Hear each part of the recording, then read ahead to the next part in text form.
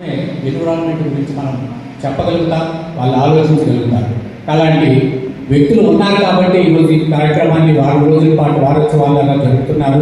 మీ అందరికీ కూడా చాలా ధన్యవాదాలు, కృతజ్ఞతలు. ఈరోజు మనము ఈ ప్రపంచానికి శాంతి సందేశాన్ని అందించిన క్రీస్తు పుట్టిన పశ్చిమాసియాలో ఈరోజు ఎలాంటి స్థితిలో ఉన్నామో మనం చూసుకుంటున్నాం. రక్తపాతంతో ఉన్నాం.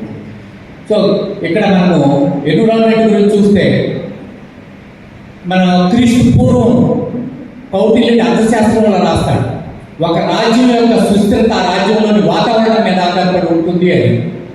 సో క్రీస్తు పూర్వమే ఆయన మౌర్యుల కాలంలోనే తన రాసిన అర్థశాస్త్రంలో అట్లా రాస్తాడంటే, మీకు మిత్రవేదంలో ఒక కథ ఉంది. సుమతి, కాలమతి, మందమతి అని 3 చేపలు ఉంటాయి. సుమతి చెప్తుంది ఈ చెరువు ఎండిపోతుంది అని, కాలమతి చెప్తుంది ఎండిపోయినప్పుడు చూసుకుందాంలే అని, మందమతి చెప్తుంది ఈ చెరువు ఎప్పటికీ ఎండిపోదని. నిజానికి ఎండాకాలం వచ్చింది, చెరువు ఎండిపోయింది. సుమతి ఒక జాలు వెంట వెళ్ళిపోయింది. అలాంటి ఒక 10 సంవత్సరాలు, ఒక సంవత్సరాన్ని మనం ప్లాన్ చేసుకుంటే వరేసుకుంటాం, 10 సంవత్సరాలు ప్లాన్ చేసుకుంటే పన్ను తోట వేసుకుంటాం, 100 సంవత్సరాలు ప్లాన్ చేసుకుంటే అందరినీ అక్షరాస్యులు చేస్తాం, 1000 సంవత్సరాలు ప్లాన్ చేసుకుంటే ఎన్విరాన్మెంట్ గురించి మాట్లాడతాం. అలా 2000 సంవత్సరాల క్రితం ఆయన క్రీస్తు పూర్వమే అర్థశాస్త్రంలో రాశారు. ఒక రాజ్యం యొక్క సుస్థిరత 33% అటవీ విస్తీర్ణం ఉంటే మీకు మూడు కాలాలు, 6 ఋతువులు, 12 నెలలు తమ ధర్మాన్ని నిర్వర్తిస్తాయి. ఈరోజు మనం 20%, 12% అటవీ విస్తీర్ణం పెట్టుకొని వర్షాలు కురవాలి, మంచి ఎండలు ఉండకూడదు అన్నది సాధ్యం కాదు. కాబట్టి రాజ్యం యొక్క సుస్థిరత, మనం ఈరోజు ఏదో వాళ్ళకి ఉచిత పథకాలు ఇద్దాం, లేకుంటే ఏదైనా అవి చేసి ఇల్లు కట్టించేద్దాం, కిలో 2 రూపాయలు మేము ఇద్దామంటున్నారు. ఏం అవసరం లేదు.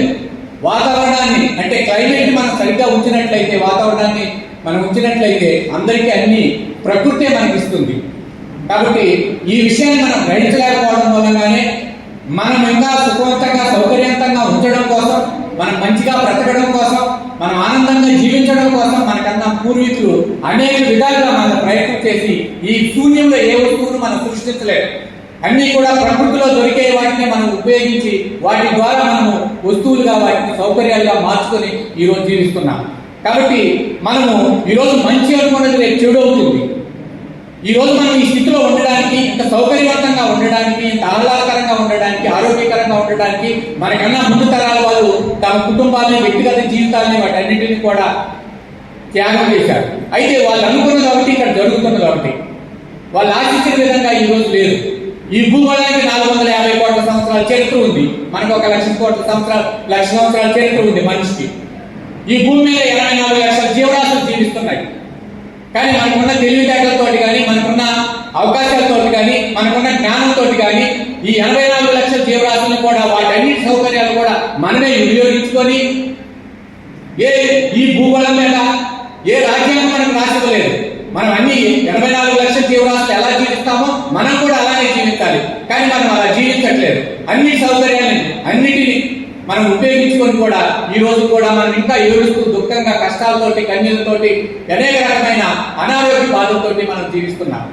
కాబట్టి మహాత్మా గాంధీ చెప్తాడు, దాదాపు 150 సంవత్సరాల క్రితమే, ఈ భూమి మీద అందరి అవసరాలు తీర్చడానికి కావాల్సిన వనరులు ఉన్నాయి, వాళ్ళు దురాశను తీర్చలేవని. అంటే 19వ శతాబ్దంలోనే, ఆయన 19వ శతాబ్దం బిగినింగ్ లోనే దురాశ గురించి చెప్పాడు. అంటే ఈ రోజు దురాశను చూస్తుంటే, ఈ రోజు అత్యాశను చూస్తుంటే ఆయన గుండె పైకి చచ్చిపోయేవాడు. ఒక చంపాల్సిన అవసరం లేదు. ఆశ ఉండాలి, అత్యాశ ఉండకూడదు. దురాశ దుఃఖాన్ని ఇచ్చేటు. ఇలా మనం 4 రకాల ఆశలతో బ్రతుకుతాం. కాబట్టి ఇప్పుడు మనం ఏ ఆశతోటి ఉన్నామంటే విపరీతమైన దురాశతోటి ఉన్నాం.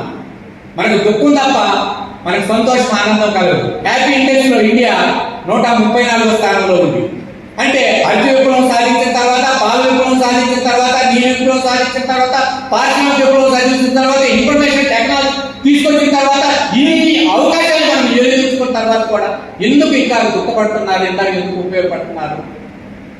19వ శతాబ్దంలో, 6వ శతాబ్దంలో వచ్చిన అనేక మార్పుల కారణంగా ఒక ఇంజక్షన్ ద్వారా, ఒక టాబ్లెట్ ద్వారా మనం అందరికి ఆరోగ్యాన్ని ఇవ్వబోతున్నారు. 2000 సంవత్సరాల నాటికి ఆల్మాటా నగరంలో, రష్యాలో జరిగిన ప్రపంచ ప్రధానమంత్రి సమావేశంలో అందరికి ఆరోగ్యం ఇస్తామని చెప్పారు. 2000 సంవత్సరాల నాటికి ఆరోగ్యం ఇవ్వకపోగా అనేక రకమైన కరోనా లాంటి అత్యధిక భయంకరమైన రోగాలు మన ముందు నిక్షిప్తమైంది.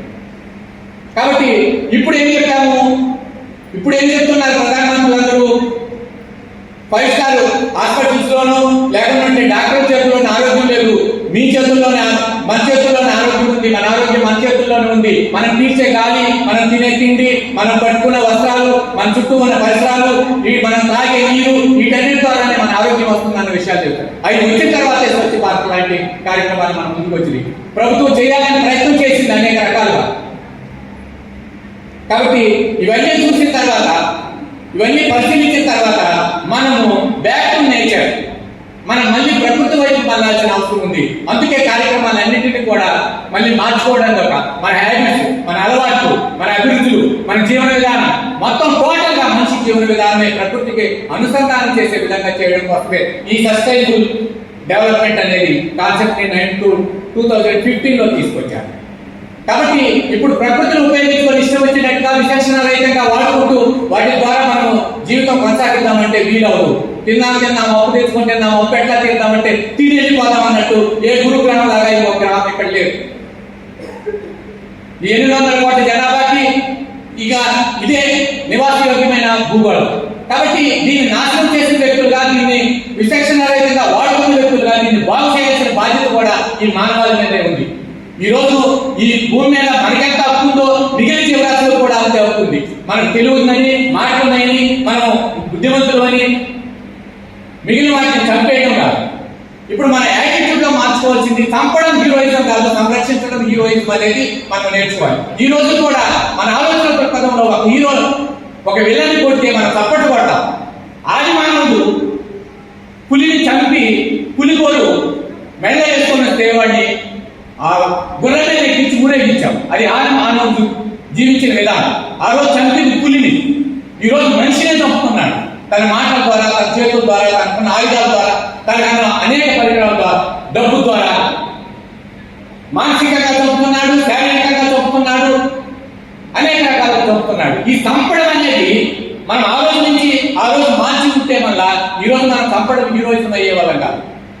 ఈ రోజు కూడా చంపి పశ్చిమాసియాలో చూస్తున్నారు, బడి పిల్లలు చంపుతున్నారు, స్కూల్కి వచ్చే పిల్లలు చంపుతున్నారు, మహిళలు చంపుతున్నారు. కాబట్టి ఈ యాటిట్యూడ్ ఇది మనలో అందరిలో ఉంది. మనమంతా ఒకే డిఎన్ఏకి సంబంధించిన వాళ్ళం, ఒకే మానవ జాతికి సంబంధించిన వాళ్ళం కదా.